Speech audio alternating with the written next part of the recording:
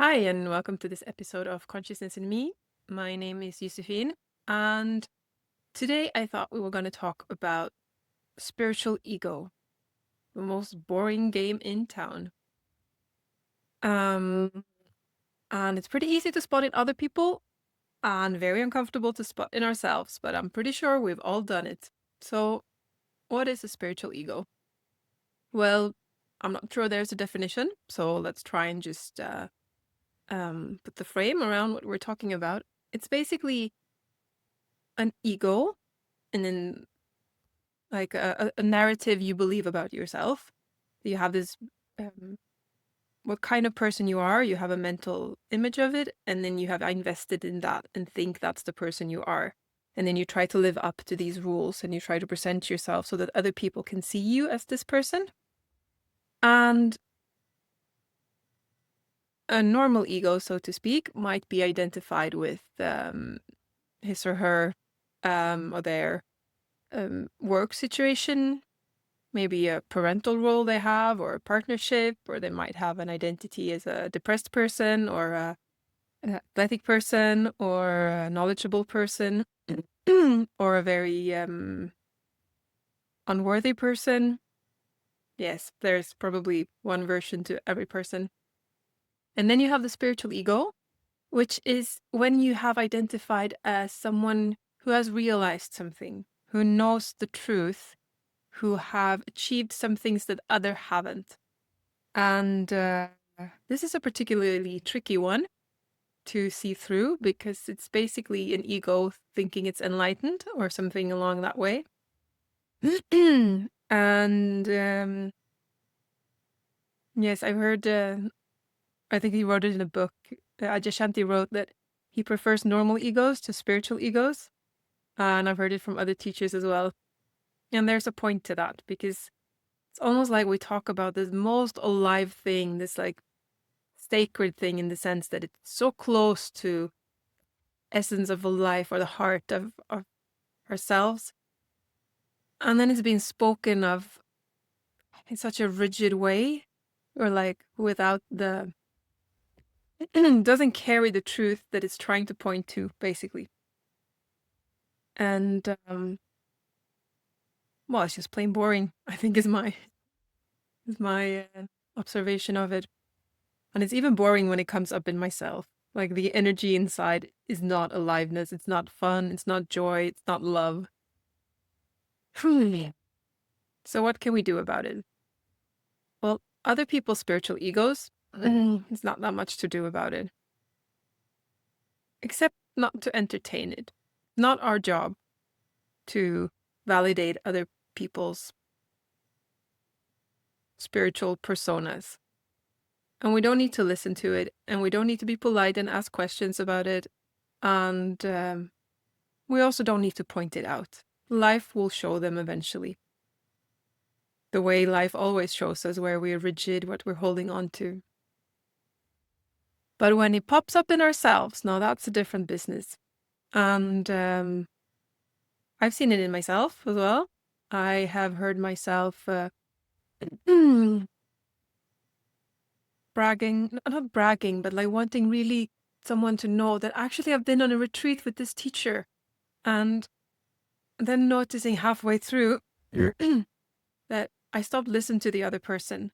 I become this needy energy of like, I need this person to validate me because something inside me does not feel whole. My value is at stake. And if this person knows that I'm also been there. I'm a good spiritual person. I know things. Then yeah, well, I become a beggar basically, and the energy of needing something from the world. It's not nice for the world, but it's also not nice for ourselves. And it's easy to start judging yourself for it and go, oh, you shouldn't have done that and you should know better. But that's just another trap. And we go into the counterpart of pushing the spiritual ego away. That's just as painful, that as well. There's this phrase of like what you resist persists. So what you try to push away, you also energize. And in one of Adyashanti's book. I recommend them all, basically. But I think he writes that when he had his first awakening, he speaks about having two. So when he had his first awakening, he went into his Zen Buddhist teacher and they did meditation. And when he was sitting in meditation, it came up this, he called it superiority man. So there was this energy of knowing more than other people in the world, in the room, and he felt that he got value from it, and he was quite horrified by this energy. And he said he tried it all. He tried suppressing it. He tried to get rid of it. He tried to ignore it. But eventually he realized, well, he surrendered, basically, not from wanting to surrender, but just giving up. There was no way to get rid of superiority man. And that diffuses it. It's not a problem that the spiritual ego pops up its head, or superiority man, as Adyashanti referred to it. Don't know if he would call it a spiritual ego, but that's what I heard from his story. For me, they're very similar. No, it's only a problem when we believe that it carries any significance, when we attach ourselves, that we think that either we think that we are this knowledgeable and we want to tell everyone else, or at least we drain our value from it. Something about this image of ourselves is filling a hole, or that telling people about it is filling a hole. When we believe that, when we're using it for that, then it becomes a problem. But the reason it becomes a problem because it's blocking truth. The truth is that my value is never at stake. So in this scenario for me, when I try to voice that I have been to this teacher, it wasn't just an information exchange of making an interesting conversation. I was lacking value, and as long as I think that I need this person to validate me, I won't go looking for the illusion that is covering up my value on the inside. And I'm also blocking true connection with the other person, because when I'm needing something from him, there's no real true connection in the sense. I mean, there can be levels of connection, of course, but I'm not allowing it to go as deep as it could have gone.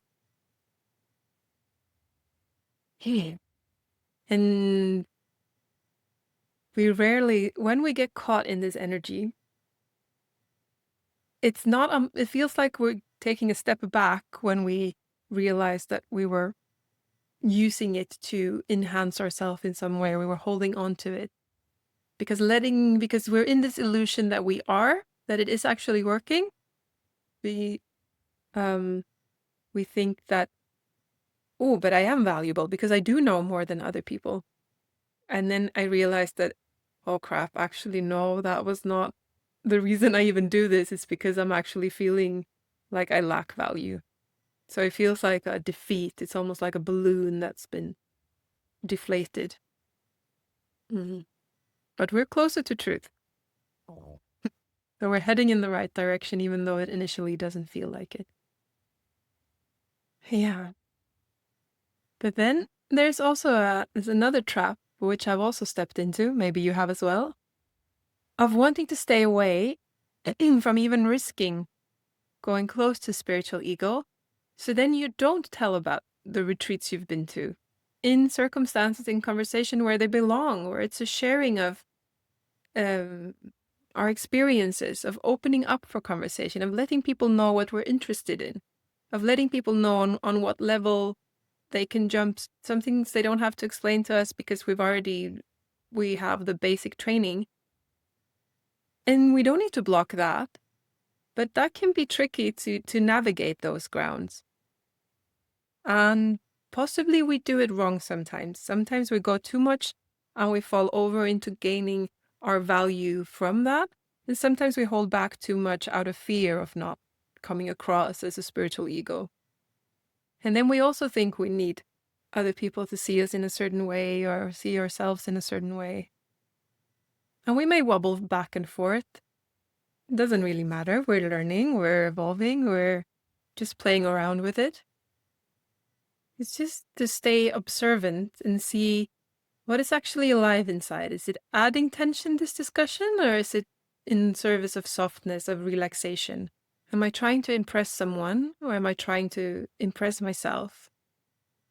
Keeping one eye inwards towards ourselves, being alert to what's happening inside of us during this conversation, allowing ourselves to make mistakes, laugh at ourselves, maybe even say it out loud, if the conversation partner allows for that type of depth. We don't need to be allies of that entity inside of us that's trying to present ourselves in a certain way. It is not the enemy. It's just, sometimes I like to refer to it as a little friend inside who hasn't got the memo yet, that it's not needed to protect us in that way. Our memory isn't at stake. Our value isn't at stake. Our lovableness isn't at stake.